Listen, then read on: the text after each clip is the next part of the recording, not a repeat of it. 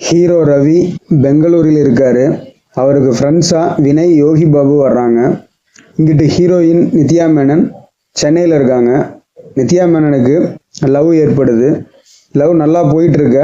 Heroine lover வேறு ஒரு பொண்ணுடன் தொடர்புடையதை கண்டு அதிர்ச்சி அடைகிறாங்க. இதனால் பிரேக்கப் ஏற்படுது. ஆண்கள் மேலே வெறுப்படையும் ஹீரோயின் ஆண்கள் இல்லாமல் குழந்தை பெற்றுக்கணும்னு முடிவெடுக்கிறாங்க. அதனால் டெஸ்ட் டியூப் மூலம் குழந்தை பெற்று கொள்ள முடிவெடுக்கிறாங்க ஹீரோயின். அதன் மூலம் கர்ப்பமாகறாங்க. கர்ப்பமாக இருக்கும் சூழலில் டெஸ்ட் டியூப் மூலம் பெறப்பட்ட விந்து யாருடையது என தெரிந்து கொள்ள ஆசைப்படும் ஹீரோயின் பெங்களூருக்கு வர்றாங்க. அங்கு ஹீரோ ரவியுடன் பழகுறாங்க. அந்த பழக்கம் லவ்வாக மாறுது. இங்கிட்டு ஹீரோவோட ஃப்ளாஷ்பேக்கு. அதே போல் ஹீரோவும் ஒரு பொண்ணை லவ் பண்ணுறாரு. ஹீரோவுக்கு குழந்தை பெற்றுக்கிறது பிடிக்காது. ப்ளே பாயாக இருக்கணும்னு ஆசைப்படுறாரு.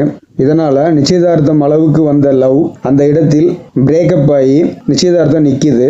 ஒரு நாள் ஹீரோ குழந்தை பெற்றுக்கிறது பிடிக்காது, ஆனால் நம்ம குழந்தை யார்ட்டையாவது இருக்கட்டும் என விந்து தானம் செய்கிறாரு. இந்த மாதிரி குழந்தை பெற்றுக்கிற விஷயம் பிடிக்காதது ஹீரோயின் நித்யா மேனனுக்கு தெரிய வருது. உடனே இவங்களும் ஹீரோவை பிரேக்கப் பண்ணுறாங்க.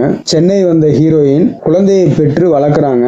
அப்போ இந்த விந்து நாம் பிரேக்கப் செய்த ஹீரோவின் விந்து என தெரிய வர மீண்டும் சில வருடங்கள் கழித்து ஹீரோயின் சந்திக்கிறாங்க. இப்படி மாறுபட்ட இரு எண்ணங்களை உடையவர்கள் மீண்டும் சேர்ந்தாங்களா என்பதை சொல்லியிருக்கும் படம் தான் இந்த காதலிக்க நேரமில்லை.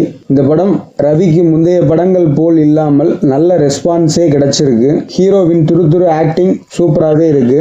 சந்தோஷ் சுப்ரமணியம் சம்திங் போன்ற கதாபாத்திரம் போல அமைஞ்சிருக்கு. ஹீரோயின் நித்யா மேனன் ஆக்டிங்கும் லவ் பண்ற டைம் ஆகட்டும், பிரேக்கப் பண்ற டைம் ஆகட்டும், குழந்தையின் அம்மாவாகவும் குழந்தை பெற்று கொள்ள போராடும் விதத்திலும் அவர் நடிப்பை சிறப்பாகவே வெளிப்படுத்தியிருக்கிறார். ஃப்ரெண்ட்ஸாக வரும் வினய், யோகி பாபு இவர்கள் வர்ற இடத்தில் காமெடி நல்லாவே ஒர்க் ஆயிருக்கு. ஜான் கொகேன், லால் சிறிது நேரம் வந்தாலும் அவர்கள் கதாபாத்திரம் சூப்பராகவே இருக்கு. புதுவித கதைக்களத்தை வைத்து இயக்கியிருக்கும் கிருத்திகா உதயநிதி பாராட்டை பெறாங்க. அதே மாதிரி ஏஆர் ரஹ்மான் மியூசிக் சூப்பராகவே இருக்கு. என்ன இழு சாங் 2K கிட்ஸ் ஃபேவரட் பாடலாக மாறியுள்ளது. கதை ரொம்ப ஸ்லோவா நகருதுன்னு தோணுது.